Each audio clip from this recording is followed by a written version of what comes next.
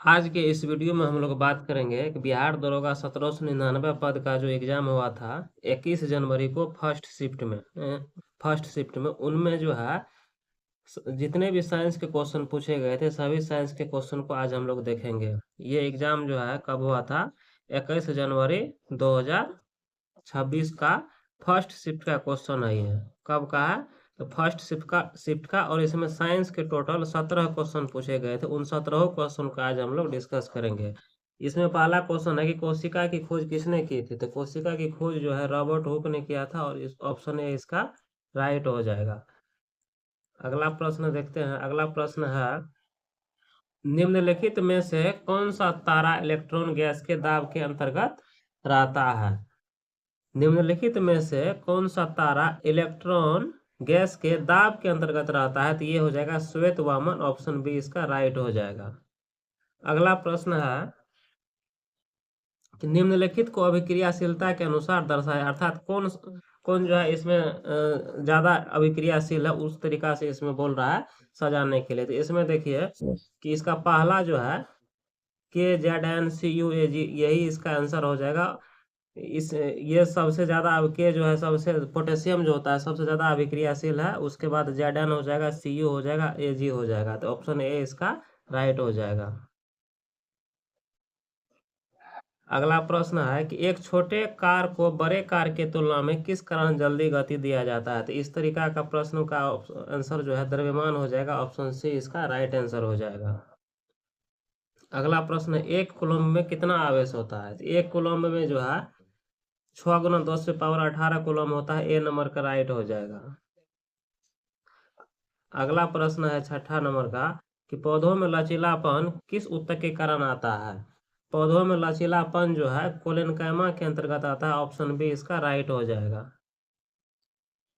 अगला प्रश्न है कि बल का मात्रात्मक मान न्यूटन के किस नियम से दिया जाता था? अर्थात इसमें जो है ना बल का जो है सूत्र पूछ रहा है, मतलब सूत्र जो है न्यूटन के किस गति के नियम से दिया जाता है, तो वही बात इसमें पूछ रहा है। तो न्यूटन का दूसरा गति का नियम जो है सूत्र बताता है। तो न्यूटन का दूसरा गति का नियम बी नंबर राइट आंसर हो जाएगा। अगला प्रश्न है 8 नंबर का कि रिक्त स्थान को भरे। इसमें रिक्त स्थान जो है तीन है। तीनों जगह पे कौन कौन इसमें सटीक बैठेगा वो बोल रहा है दर्शाने के लिए।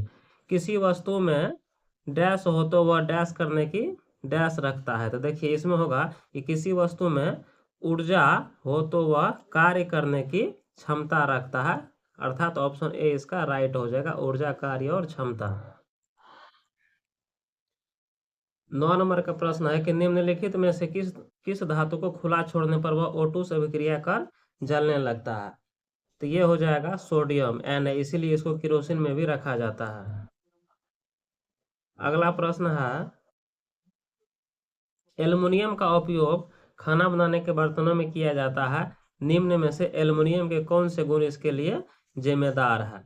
तो एल्युमिनियम का उपयोग जो है खाना बनाने के लिए किया जाता है, तो आखिर क्यों इसका इसमें जो है कारण पूछ रहा है। तो इसका कारण जो जगह देखिए इसमें चार ऑप्शन दिया हुआ है कि अच्छा तापीय चालकता, जो सही बात है, अच्छी विद्युत चालकता ये नहीं होगा, लचीलापन ये भी नहीं होगा, और ये उच्च गलनांक ये हो जाएगा। अर्थात ए नंबर और 4 नंबर सही है।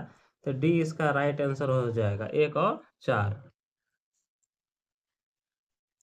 अगला प्रश्न जो है कथन और कारण दिया हुआ है उस तरीका से इसमें बोल रहा है कि दोनों को बताइए सही है या नहीं, और एक दूसरे का व्याख्या करता है या नहीं। तो इसको चलिए देखते हैं। कथन दिया हुआ है कि प्लेटी हेलमिनथिस को चपटा कृमि भी कहा जाता है, जो बिल्कुल सही बात है। और कारण इसका दिया हुआ है कि इसकी शारीरिक संरचना चपटी होती है, जो बिल्कुल ये भी सही बात है। अर्थात ये हो जाएगा कथन ए और आर दोनों सही है, और आर ए का सही व्याख्या भी करता है। ऑप्शन ए इसका राइट हो जाएगा। अगला प्रश्न है शारीरिक क्रिया को सूचित दो अंग से, मतलब ये शारीरिक क्रिया हो गया और ये शरीर का अंग हो गया, इसको बोल रहा है कि मिलाने के लिए। ठीक है, तो इसमें देखिए क्या है कि श्वसन श्वसन का हो जाएगा। जैसे इसमें देखिए तो श्वसन से संबंधित इसमें है ग्रास नली, एक का सी हो जाएगा। उत्सर्जन मार्ग, ठीक है, उत्सर्जन मार्ग इसमें दिया हुआ है, तो देखिए तो उत्सर्जन मार्ग मूत्राशय हो जाएगा, अर्थात तो दो का जो है डी नंबर का हो जाएगा। ठीक, उसके बाद हृदय, हृदय है इसमें, ठीक है, तो हृदय जो है 3 का जो है इसमें बी हो जाएगा, ठीक है, तो 3 का बी हो जाएगा, यही वाला हो जाएगा, और 4 का ए हो जाएगा भोजन ग्रहण फेफड़ा, भोजन ग्रहण फेफड़ा। इसमें देखिए कि यहाँ पे गलती हो गया है थोड़ा, क्योंकि इसमें देखिए श्वसन और भोजन ग्रहण जो है ये दोनों का एक ग्रास नली कॉमन है, लेकिन यहाँ पे फेफड़ा भी दिया हुआ है, तो इसीलिए जो है श्वसन का तो सबसे पहले आपको हो जाएगा फेफड़ा, अर्थात एक का जो हो जाएगा सी नंबर, ठीक है। उसके बाद जो है उत्सर्जन मार्ग का दिया हुआ है, तो उत्सर्जन मार्ग का तो मूत्राशय हो जाएगा, तो यही हो जाएगा, अर्थात यही वाला डी, तो बी को ही डी लिखा गया है यहाँ पे।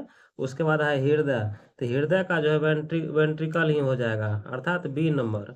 और भोजन ग्रहण का जो है ग्रास नली लिखा जाएगा, भोजन ग्रहण, तो इस तरीका से हो गया 4 का ए।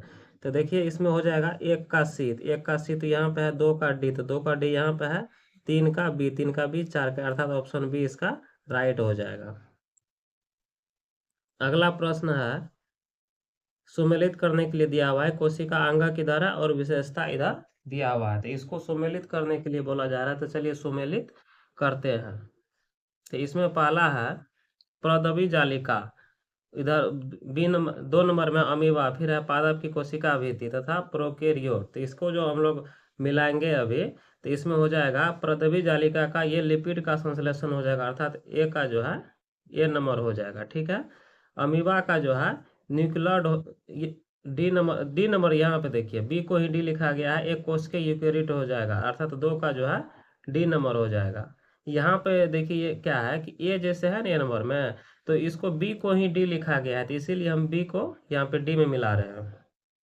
पादप की कोशिका भित्ति का जो है ये हो जाएगा सेलुलोज, तो बी नंबर हो जाएगा, अर्थात 3 का बी। और उसके बाद जो है प्रोकैरियोटिक, इसका हो जाएगा न्यूक्लियोइड, अर्थात 4 का सी हो जाएगा। तो ए डी बी सी, देखिए ए डी बी सी, यही इसका आंसर ए नंबर का हो जाएगा। अगला प्रश्न है कि प्रोकैरियोटिक कोशिका में केंद्रक झिल्ली अनुपस्थित होता है, जो बिल्कुल सही बात है। इसमें अविकसित केंद्रक उपस्थित होता है, जिसे केंद्रकाय कहते हैं, तो ये दोनों सही बात है, ऑप्शन सी इसका राइट हो जाएगा। 15 नंबर का क्वेश्चन है कि सोडियम क्लोराइड का जलीय विलयन क्या कहलाता है, सोडियम क्लोराइड का जलीय विलयन जो है ब्राइन कहलाता है, सी नंबर हो जाएगा। अगला प्रश्न है, किसका आकार अनिश्चित मगर आयतन निश्चित होता है, तो इसमें जो है केरोसिन हो जाएगा, और ये द्रव है, और द्रव का ही ये गुण पूछ रहा है, तो इसलिए द्रव का गुण हो गया। अगला और लास्ट प्रश्न है कि निम्नलिखित में से असत्य कथन का पहचान करें। निम्नलिखित में से असत्य कथन का पहचान करने के लिए कह रहा है, तो इसमें पहला है कि अधिक अभिक्रियाशील धातु कम अभिक्रियाशील धातु को विस्थापित कर सकती है, बिल्कुल सही बात है।